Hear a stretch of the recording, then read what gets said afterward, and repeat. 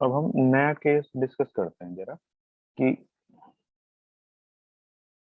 Moment of inertia of a hollow cylinder।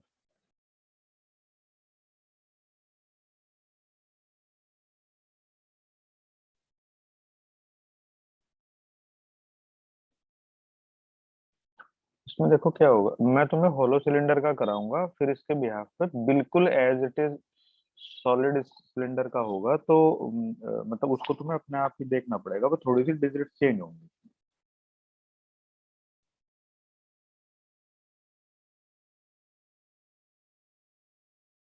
ठीक है sir. ये है about an axis parallel to the length passing through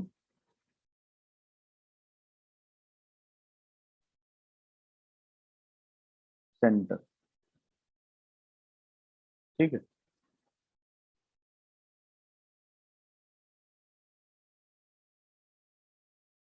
about an axis parallel to the length passing through centre.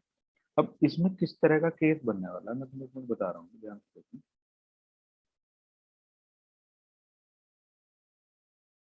जैसे कि भाई अपने पास में ये सिलेंडर है,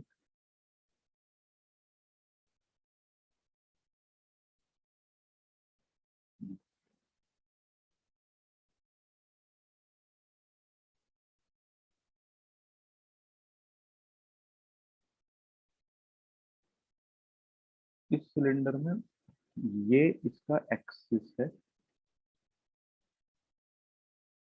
जिसके अबाउट ये रोटेट।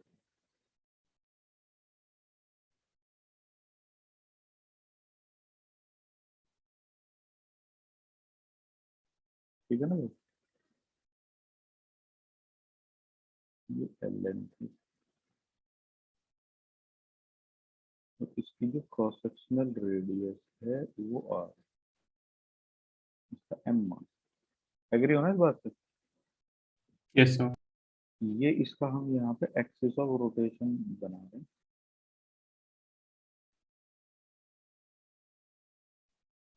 जिसमें सामने में दिख रहा है। अब तुम ये देखो इसमें कि मतलब हमें तो वही करना होता है कि कंटिन्यूअस मास डिस्ट्रीब्यूशन में हमें पूरे सिस्टम को छोटे छोटे पार्ट्स में डिवाइड करना होता है। तो अगर हम इसको पैरेलल कट करते हैं, तो तुम ये देखो इसमें क्या चीज मिलने वाली है तुम्हें। रिंग इसमें तुम्हें रिंग्स मिलेंगी या नहीं मिलेंगी, ये बता दो। मिलेंगे सर। मिलेंगी ना, तो इस तरह की जैसे मैंने तुम्हें यहाँ बना के दी। Yes sir. अब तुम यहाँ देख पा रहे होंगे कि ये जो ये रिंग है, जब ये सिलेंडर रोटेट होएगा तो ये जो रिंग है ये इस एक्सिस के अबाउट रोटेट होगी या नहीं होगी, जो हमने रिंग का सबसे पहले वाला केस किया था, ये वाला। M R square. हाँ, perpendicular to plane passing through centre. तो मतलब यहाँ पे इसकी जो फिगर है वो इस तरह की है, तो उससे कोई रोटेशन थोड़ा ना बदल रही है। Yes sir. देख लो पहले, मतलब आराम से आइडेंटिफाई करो। ठीक है। Yes sir. तो अगर हम ये मान लेते हैं कि इसका जो रिंग का जो मास है वो डीएम है, फिर ऐसी भाई दूसरी रिंग यहाँ पे होगी, तीसरी यहाँ पे, चौथी यहाँ पे, तो तुम ये देखो सबके लिए सेम एक्सिस है। तो एक रिंग का मोमेंट ऑफ इनर्शिया इस एक्सिस के अबाउट कितना होगा, डीएम आर स्क्वायर। हाँ सर। और जो पूरे सिलेंडर का मोमेंट ऑफ इनर्शिया होगा वो इस तरह के जितने भी मोमेंट ऑफ इनर्शिया रिंग के होंगे सबको ऐड कर दूंगा। तो तुम देखो सब में से आर स्क्वायर कॉमन आएगा, DM plus DM plus DM, ये सब कुछ जोड़ जाड़ के एम आ जाएगा, तो भाई कितना हो जाएगा, एम आर स्क्वायर तो आएगा। Yes sir. ये हो जाएगा सेम एज रिंग।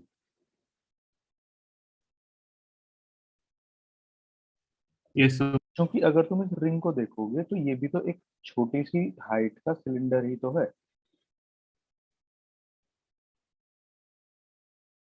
हाँ सर। और इसमें हाइट का कोई रोल है नहीं, तो बस एम आर। अच्छा, अगर ये सॉलिड सिलेंडर होता तो ये इसमें डिस्क बनती और तब ये सेम एज डिस्क हो जाता, हाफ एम आर स्क्वायर। हाँ, कुछ डाउट हो तो फिर बताओ किसी को जरा। नहीं है सर। अब इसका बी पार्ट है, अबाउट एन एक्सिस। ये कौन सा एक्सिस है? About an axis perpendicular to the length, perpendicular to the length of cylinder and passing through centre. इसको थोड़ा सा ध्यान से समझने की कोशिश करना, ये काफी इम्पोर्टेंट है। अगर अपने पास में ये हम सिलेंडर बना रहे हैं,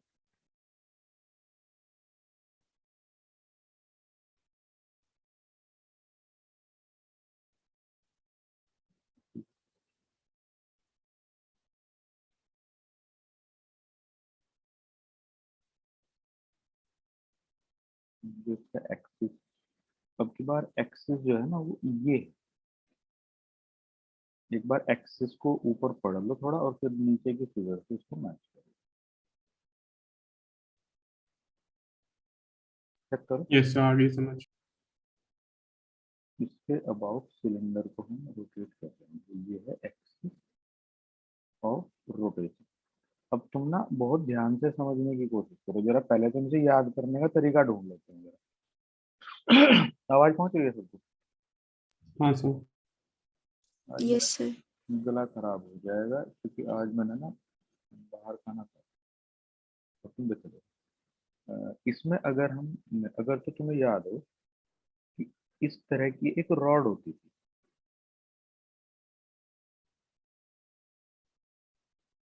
बोलो भाई। होती।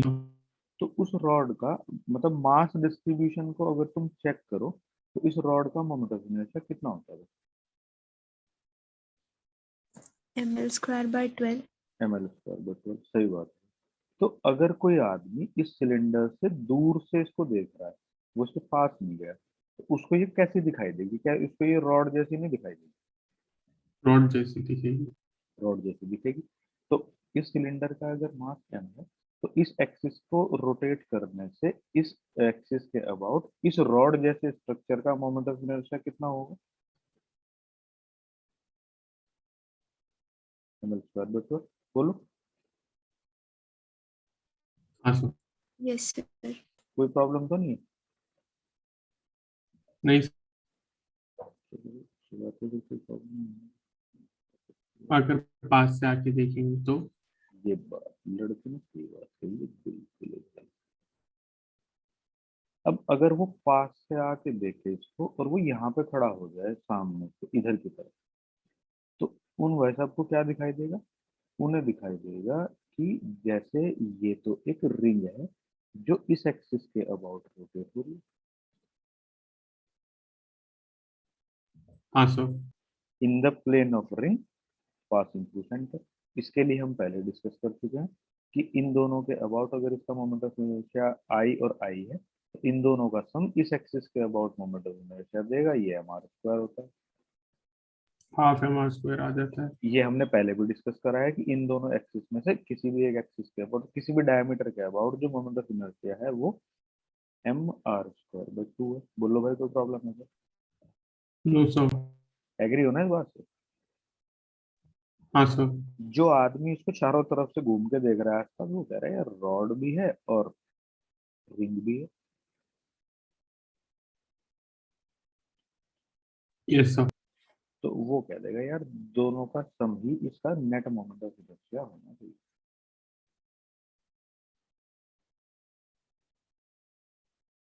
बोलो, ये बात समझ नहीं आई तो? ये क्या किया सर? दोनों जैसी फिगर उसको दिखाई दे रही है, तो दोनों की प्रॉपर्टीज में होनी चाहिए, तो नेट मोमेंट ऑफ इनर्शिया दोनों का सम हो गया। मास का डिस्ट्रीब्यूशन एक्स एक्सिस पे भी है, वाई एक्सिस पे भी है। ठीक है सर, समझ गया। बोलो कोई प्रॉब्लम है क्या यहाँ पे? No sir. ये तो है कि हम इसको कैसे याद रखेंगे। और अगर ये सॉलिड सिलेंडर होता तो M L square by 12 plus M R square by 4, उसमें ये एम आर स्क्वायर बाई 2 का उसमें डिस्क प्लस रॉड हो जाता 500। है। अब हम भाई इसका ना प्रूफ समझने की कोशिश करते हैं जरा। अब जब हम इसका प्रूफ समझेंगे तो तुम ये देखो ध्यान से इसमें कि अगर मैं इसको पैरेलल रिंग्स में काट देता हूं, ठीक है, यस सर। और पैरेलल रिंग्स में कट करने के बाद मैं ये करता हूँ भाई इसको कि इसमें मैं एक रिंग सेलेक्ट कर लेता हूँ जो कि यहां से x डिस्टेंस दूर है, और उसकी जो ये थिकनेस है ये dx है।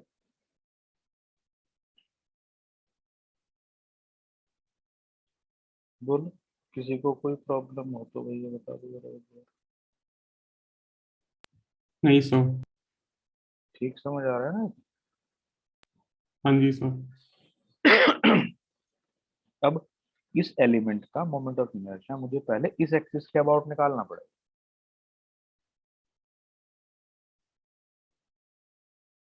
बोलो क्या सर? ये जो मैंने रिंग कंसीडर की है इसका मोमेंट ऑफ इनर्शिया मुझे इस एक्सिस ऑफ रोटेशन के अबाउट निकालना पड़ेगा।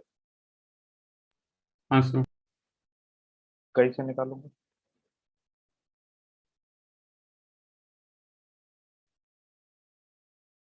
ये जो नया एक्सिस हाफ है, एम आर स्क्वायर प्लस। ये जो मैंने नया एक्सिस ड्रॉ किया है ग्रीन कलर से, तुम देखो जरा ये आई जी है क्या? Yes sir. Yes. तो मैं इस एक्सिस के और इस एक्सिस के बीच में पैरेलल एक्सिस थ्योरम लगा के निकाल दूंगा। अगर रिंग का मास डीएम है तो तुम ध्यान से जरा प्रीवियस पेज को एक बार दिमाग में रखना कि D I equal to 1/2 D M R square plus D M X square. बस ये बता दो कि इस बात में तुम लोगों को कोई प्रॉब्लम तो नहीं। क्योंकि भाई इस एक्सिस के अबाउट ये जो ग्रीन वाला एक्सिस है, मोमेंट ऑफ इनर्शिया हम यहाँ से निकाल देंगे। अगर इस रिंग का मास डीएम है तो DM R square by 2, yes sir. और दोनों पैरेलल एक्सिस के बीच में डिस्टेंस एक्स है तो डीएम एक्स स्क्वायर। बोलो आ गया सर, समझ। अब ये सिलेंडर कितनी लेंथ का है टोटल? एल। एल लेंथ के अंदर कितना मास एक्युमुलेट हो जाता है? M mass. एम। तो इस रिंग के अंदर उस लेंथ का कितना पोर्शन एडजस्टेड है? M by L into D X. ये बात, इसका जो मास होगा वो M by L into D X. तो डीएम जो है भाई वो मास, क्योंकि जो एरिया है वो दोनों के हिस्से में सेम आ रहा है, M by L D X. तो मैं इसकी वैल्यू ऊपर रख देता हूँ। तो ये जो डीएम है ये कितना हो जाएगा? Half DM M by L D X R square plus M by L D X into X square D I. अब हम यहाँ से अगर आई को कैलकुलेट करें तो आई कितना होगा? M by L R square upon 2 integral D X plus M by L integral X square D X. अब जरा ये देखो ये रिंग्स हम कहाँ से कहाँ तक कंसीडर कर सकते हैं?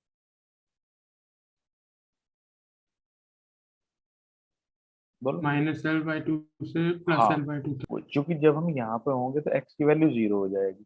तो अगर हम यहाँ से यहाँ तक लेते हैं तो 0 to L/2, और आधा ही सिलेंडर तो कवर होगा। Yes sir. तो लेफ्ट साइड में अगर चले जाएंगे तो -L/2 टू +L/2 पूरे सिलेंडर का expansion, -L/2 to L/2 -L/2 to L/2। अब देखो भाई आई जो है ये कितना हो गया mr² by 12।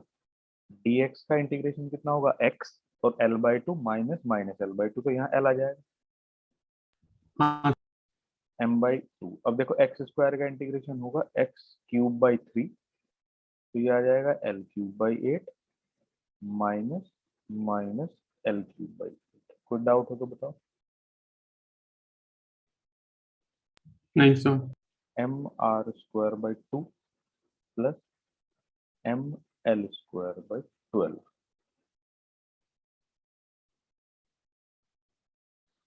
ये पूरे सिलेंडर का मोमेंट ऑफ इनर्शिया यहाँ कैलकुलेट हो गया। अगर तुम्हें ये चीज समझ आ रही है तो मुझे बता दो, नहीं समझ आ रही है तो भी कुछ एडजस्ट करेंगे। आ अब गई सर समझ। अब देखो यहाँ पे हमने इन दोनों को जोड़ रखा था, क्यों, ये रॉड जैसे भी दिख रहा था और इस एक्सिस के अबाउट रिंग के जैसे भी दिख रहा था। ये देखो ये वाला पार्ट, इसको हमने यहाँ प्रूव भी कर लिया यार। देखो जो वहां पे है वो यहाँ पे है। हाँ जी सर। इसको प्रॉब्लम हो तो बताओ। हम्म, नो सर। पक्का नहीं है ना। नहीं है सर। अब अगर अगर हम इसको देखते हैं in case of solid cylinder,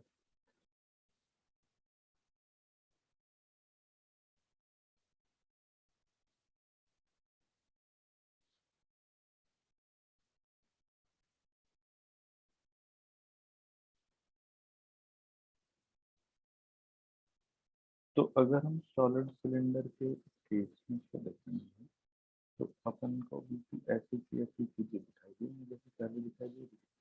बस थोड़ी सी सिचुएशन जो चेंज होगी वो इस तरह से चेंज होगी कि हमें जब इसमें एलिमेंट्स दिखेंगे, ये एलिमेंट्स में हम इनको डिवाइड करेंगे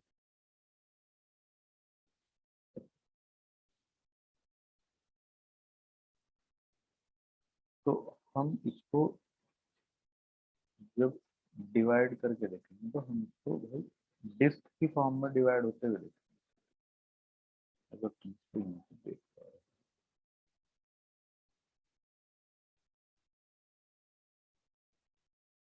इस तरह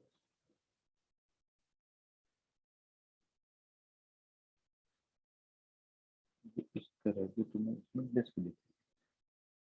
ठीक है।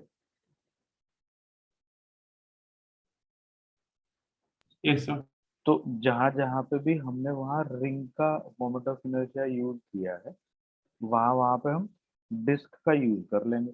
मतलब हमने वहाँ 1/2 mr² यूज करा है जहाँ पर, तो तुम्हें याद होगा कि इस एक्सिस के अबाउट जो डिस्क का मोमेंट ऑफ इनर्शिया होता है भाई वो 1/4 mr² होता है। होता है। तो बस इसमें इतना ही फर्क आएगा कि यहाँ फाइनली जहाँ 1/2 mr², ये 1/4 mr² हो जाएगा, क्योंकि ये एक डिस्क और एक सिलेंडर का कॉम्बिनेशन। हाँ सर। बताओ किसी को कोई डाउट है तो। और प्रूफ भी इस पे से मिलेगा ही। मतलब सिमिलर ही तो केस है, बस क्या होगा यहाँ पे जहाँ 1/2 लिखा है 1/4 हो जाएगा, यूं ही चलता रहेगा, बाद में 1/4 हो जाएगा, ये वाला पार्ट झुका तो रहेगा। यस। अगर किसी को फिर भी कोई प्रॉब्लम है तो मुझे बता दो, नो सर। कर लोगे। कर लेंगे सर। नोट्स वगैरह बना रहे हो नहीं बना जहाँ तक कल पढ़ाया था आपने वहां तक बना दिए। रहे? मैंने तुम्हें कौन से पेज नंबर तक नोट्स सेंड किए हैं? बता रहा हूँ सर।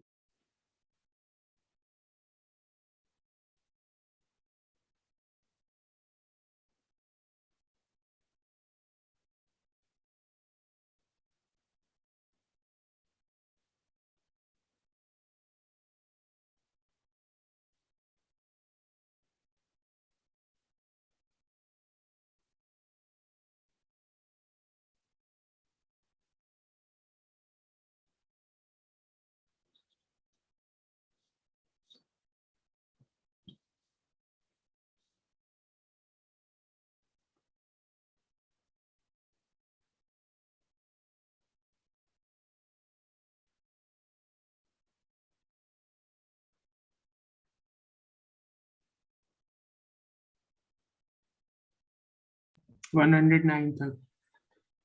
109 देखो तो काफी आगे तक भेज रखे हैं। Yes sir. 109 के बाद तो कट थोड़ा सा रहेगा।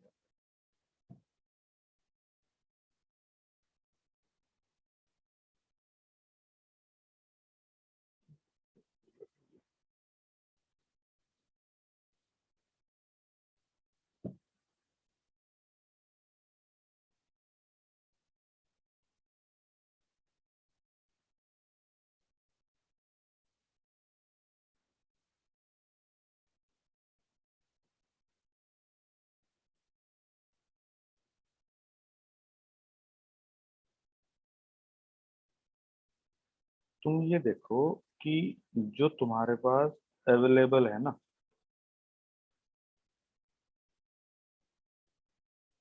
वो भाई ये वाला part available.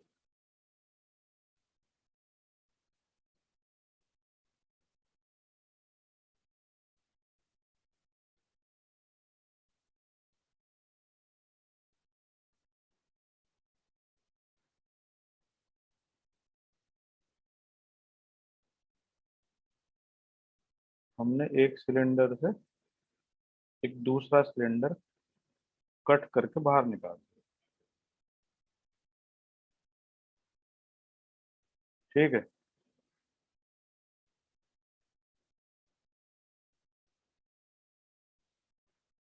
Hello. Yes sir. Yes sir. मैं कह रहा हूँ भाई कि हमने एक सिलेंडर से दूसरा सिलेंडर कट करके बाहर कर दिया, तो ये जो पोर्शन बचता है वो ये जो रेड कलर से शेडेड है ये बचेगा।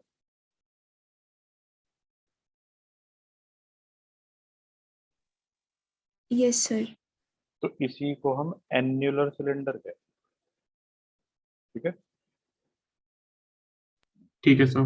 क्या कह रहे हैं इसको?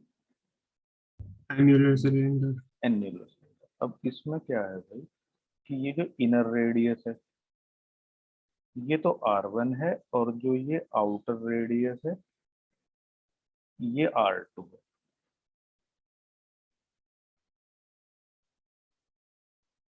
तो इसमें मैं ये बता दूं कि तुम्हें हिंट दे दूं तो काम चल जाएगा, तुम करके देखोगे इसे एक बार, या मैं कराऊं? एक बार हम खुद खुद करके देख लेंगे। मैं तुम्हें बताता हूँ, देखो। अगर हम इस एन्युलर सिलेंडर को देखेंगे तो इसके लिए एक्सिस जो है वो ये वाला एक्सिस है, ये ठीक है सर। ये एक्सिस ऑफ रोटेशन है। तो तुम ये देखो कि तुम्हारे हाथ में रजिस्टर है फिलहाल आसपास कोई, है। उसको तुम रजिस्टर को एक सिलेंडर की तरह फोल्ड कर दो। देखो जैसे मैं तुम्हें दिखा रहा हूँ ना, इसको यूं फोल्ड कर लो एक बार, यूं ऐसे कर लिया। कर लिया। अब जरा ये देखो कि ये जो रजिस्टर है ये बहुत सारे पेजेस से मिलकर बना है, वो पेज तुम्हें इंडिविजुअल दिख रहे हैं? बोलो। हाँ, थोड़े थोड़े अलग से हो गए पेजेस। अब तुम ये देखो कि अगर तुम सारे रजिस्टर को भूल के किसी एक पेज के ऊपर कंसंट्रेट करो तो ये पेज तुम्हें किस फॉर्म में फोल्डेड दिखाई देगा? हॉलो सिलेंडर की तरह। सिलेंडर की तरह दिखाई दे रहा है कि नहीं दे रहा? Yes sir. तो इस सिलेंडर में, एन्युलर सिलेंडर में, ऐसे ऐसे बहुत सारे सिलेंडर हैं। ये बहुत सारे होलो सिलेंडर्स का कॉम्बिनेशन है या नहीं? है सर।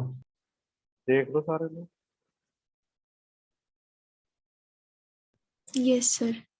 तो अगर तुम उन बहुत सारे सिलेंडर को देख पा रहे हो तो उन सिलेंडर को थोड़ा इस तरह से देखो जैसे मैं बनाने की कोशिश कर रहा हूँ।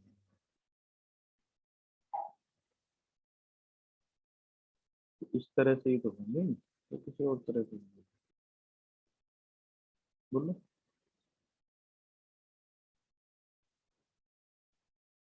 हम्म। यस सर ऐसे ही।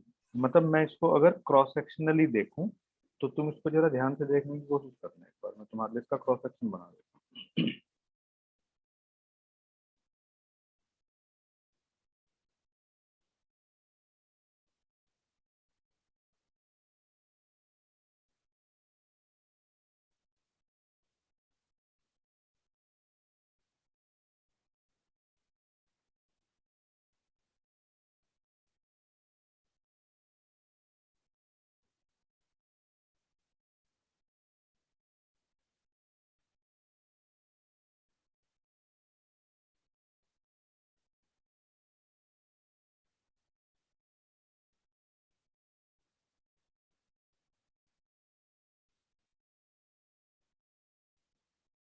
बोलो, ये फिगर समझ आई कुछ या नहीं है?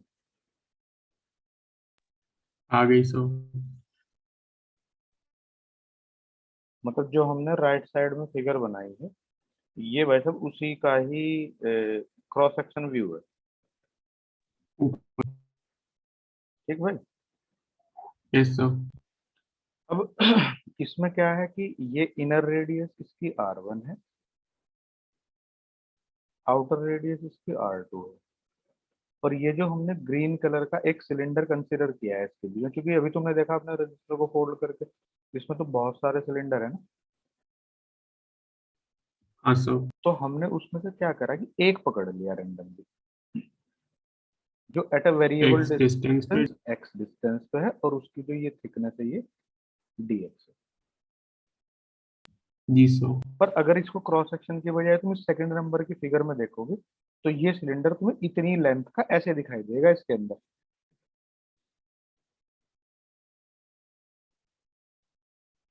हाँ सर। ये यहाँ से x डिस्टेंस दूर है और ये थिकनेस dx है। बोलो, कोई प्रॉब्लम है तो किसी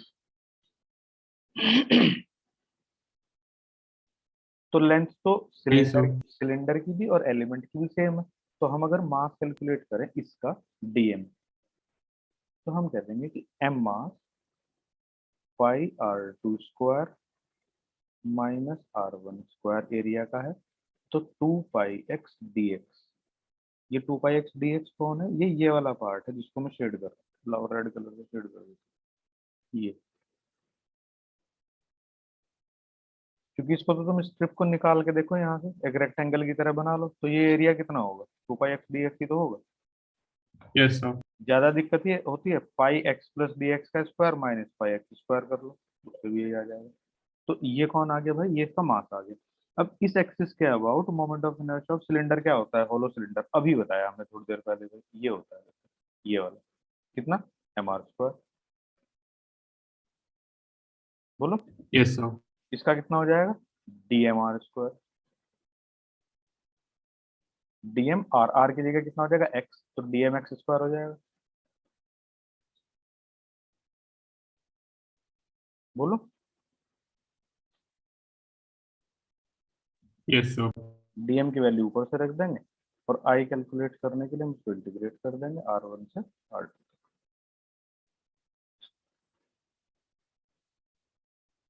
जल्दी बताओ बताओ, समझ आया नहीं? यस सर आ गया। अब बताओ, किसी को कोई डाउट है क्या भाई? कल इसको करके लाओगे घर से? यस। हाँ, कल से इसमें काफी इंपॉर्टेंट डिस्कशन शुरू हो जाएगा। तो भाई छुट्टी वुट्टी के लिए मैं तुमको मना करता हूँ, फिर भी तुम बाज आते नहीं। अब ये ऐसा ही हो गया कि तुम्हें अपने करियर से खुद ही इतनी प्रॉब्लम है कि तुम अपना करियर खुद ही बर्बाद करना चाहते हो। तो भाई छुट्टी मार लेना, मेरा तो गुजरता नहीं। फिर भी मैं तुम्हें बता देता हूँ कि कल काफी इंपॉर्टेंट डिस्कशन होगा, तो छुट्टी मारने की कोशिश मत करना। नहीं तो एक ही सब्जेक्ट तुम्हारा करियर खराब करने के लिए ना काफी है। मैं ये बात तुम्हें पहले दिन से कह रहा हूँ। ठीक है। जी सर। कल इसमें हम कोशिश करेंगे, एक तो इसमें जब एक बॉडी से दूसरी बॉडी को निकाल लेते हैं, तो रिमेनिंग बॉडी का मोमेंट ऑफ इनर्शिया किस तरह काम करता है, एक तो वो करेंगे। और दूसरा इसमें हम करेंगे भाई जो टॉर्क वगैरह के केसेस शुरू हो जाएंगे। तो अगर इसमें तुम्हें टॉर्क कैलकुलेट करना नहीं आता, तो जैसे किसी बॉडी के ऊपर हमने एक फोर्स एक्ट किया, जैसे ये F1 F2, तो इनका रिजल्टेंट फोर्स वेक्टर से हम निकाल लेते हैं normally, F1 square plus F2 square plus 2F1 F2 cos, ऐसे निकालते हैं। या फिर यस हम सर। F1 F2 ऐसे निकालते हैं, F1 माइनस F2। पर यहाँ पे क्या होगा कि किसी बॉडी के ऊपर फोर्स लग रहा होगा, उससे हमें टॉर्क कैलकुलेट करना पड़ेगा। फिर टॉर्क एक वेक्टर होगा, उसका इस तरह से रिजल्टेंट कैलकुलेट करना पड़ेगा। हाँ सर। तो यहाँ पे जो टॉर्क है उसको फाइंड आउट करना एक टास्क है। फिर उसका जैसे हम लिखते हैं F इक्वल टू एम है, तो तुम्हें F कैलकुलेट कोई करना पड़ रहा है, F तो दिया होता है नॉर्मली। हाँ सर। यहाँ पे होता है torque equal to I alpha. तो तुम्हारे लिए फोर्स से टॉर्क कैलकुलेट करना भी एक काम हो सकता है। उसके बाद एंगुलर एक्सेलरेशन कैलकुलेट करना दूसरा काम हो सकता है, और मोमेंट ऑफ इनर्शिया कैलकुलेट करना तीसरा काम हो सकता है। इसका मतलब यहाँ पे कैलकुलेशन थोड़ी बढ़ जाएंगी। Yes sir. तो इसलिए कल हम टॉर्क कैलकुलेट करना सीखेंगे। अगर तुम्हें टॉर्क और कैलकुलेट करना भाई नहीं आता तो उससे क्या होगा, उससे तुम्हारी प्रॉब्लम इतनी बढ़ जाएंगी कि तुम्हारे से चैप्टर होना नहीं, भूल जाना, तो तुम चैप्टर पढ़ पाओगे। इसलिए तो सारे सारे लोग प्रेजेंट हो। ठीक है, ठीक है सर। गुड। Good night.